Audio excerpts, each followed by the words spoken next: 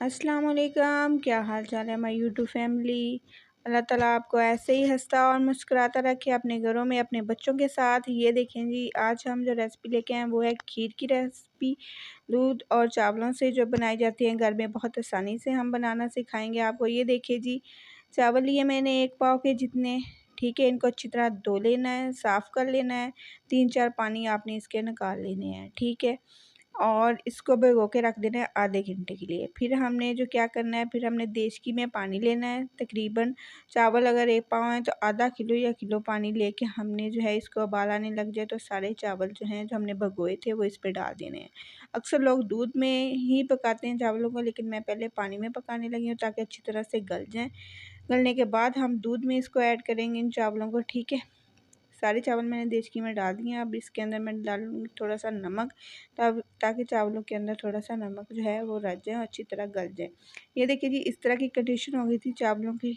सही है, गल गए थे तकरीबन। फिर मैंने एक और काम किया है, वो आपने अहम काम है जो आपने करना है। आपने एक ब्लेंडर लेना है, ब्लेंडर के अंदर आपने थोड़ा सा दूध डाल के वही चावल जो हमने गिलाए हैं देचकी में वो डाल के इसका अच्छी तरह ब्लेंड कर लेना है। इनको इतना भी ब्लेंड नहीं करना कि बिल्कुल मलाई सी हो जाए, नहीं, थोड़े थोड़े चावल नज़र आने चाहिए।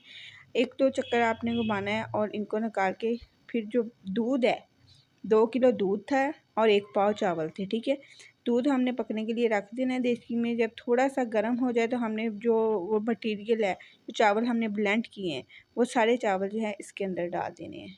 ठीक है, ये देखिए मैंने डाल दिए। अब इसके अंदर जो अहम काम है वो है कि आपने चम्मच हिलाते रहना है, चम्मच हिलाना छोड़ना नहीं है आपने। ठीक है, ये देखिए मैंने चावल डाल दिए हैं इसके अंदर।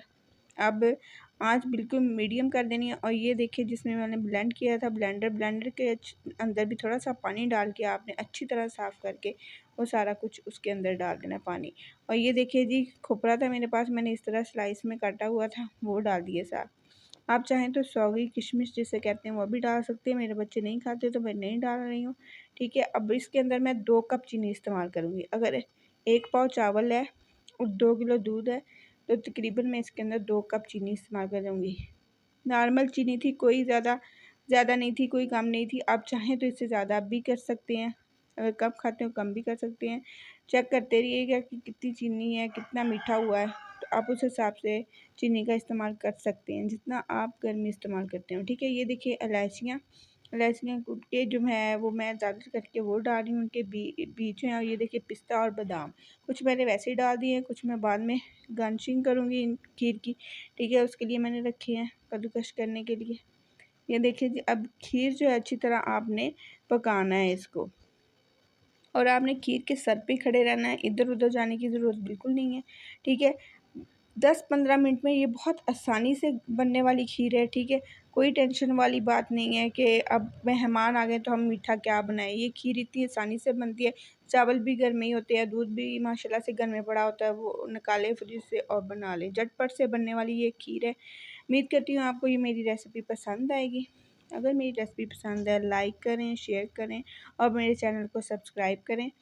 और कमेंट सेक्शन में बताएं कि आपको हमारी वीडियोस, हमारी रेसिपीज़ कैसी लग रही हैं। ठीक है, ये देखिए जी, अब मैंने खोपरा और बादाम को कद्दूकश कर लिया था, छोटे कद्दूकश के साथ जो बिल्कुल बारीक होता है, और खोपरे को। ठीक है, इसकी गार्निशिंग बाद में करेंगे हम एंड पे, जब आप डिश आउट करेंगे खीर को। ये देखिए, इसका मेन पॉइंट जो है वो ये है कि आपने इसमें थोड़ा सा नमक ऐड करना है। ठीक है, इससे मीठा ना ज़्यादा लगता है ना कम लगता है। ठीक है, जो मीठा हम थोड़ा सा खा लेते हैं और हमारा दिल जो है बराबर लगने लग जाता है, यानी कि ओवर सा होना शुरू हो जाता है, वो नहीं होता। आपने नमक का इस्तेमाल ज़रूर करना है, थोड़ा सा नमक आपने इसमें ज़रूर डालना है। ठीक है, ये देखें जी, अब जो है इस तरह की हो गई थी इसकी कंडीशन, तो आपने इसका चम्मच हिलाते रहना। ये देखिए, मैं चम्मच हिलाती भी जा रही थी लेकिन थोड़ा सा नीचे लगने का मुझे ख़तरा लग रहा था कि नीचे नहीं लग रहा है, चम्मच के साथ वो लगा आ रहा था। ठीक है, आपने इसके पास ही खड़े रहना है, आपने हिलना नहीं है, चम्मच हिलाते रहना है। मीडियम आग पे भी आपने इसको छोड़ के नहीं जाना।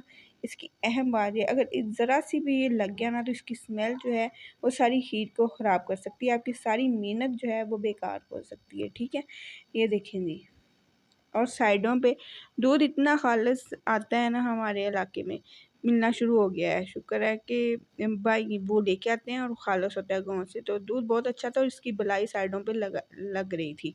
इतनी मज़े की खीर तैयार हुई थी। आप चाहें तो डब्बे वाले दूध से भी बना सकते हैं, कोई मसला नहीं है, ठीक है। और ये झटपट बनने वाली तकरीबन ये 10 लोगों के लिए एक टाइम का जो है वो खाना है तकरीबन। ये देखिए जी, अब हम सर्व करने लगे हैं। इस तरह की इसकी हो गई थी कंडीशन, यानी कंसिस्टेंसी इस तरह की थी। आप चाहें तो इससे थिक भी कर सकते हैं, लेकिन मैंने फ्रिज में रख के इसको इस्तेमाल करना था ठंडा करके, तो ये हो जाना था, थिक हो जानी थी, कोई मसला नहीं। ये देखिए, जब बादाम और पिस्ता जो मैंने क्रश किए हुए थे वो मैं डाल रही हूँ ऊपर, ठीक है, डेकोरेशन के लिए। और ऊपर लगाऊंगी भी थोड़े से, मैंने इसके अंदर भी नट्स जो है वो इस्तेमाल किए थे, बादाम और पिस्ता। ये देखिए जी फाइनल लुक। ओके, अल्लाह हाफिज़।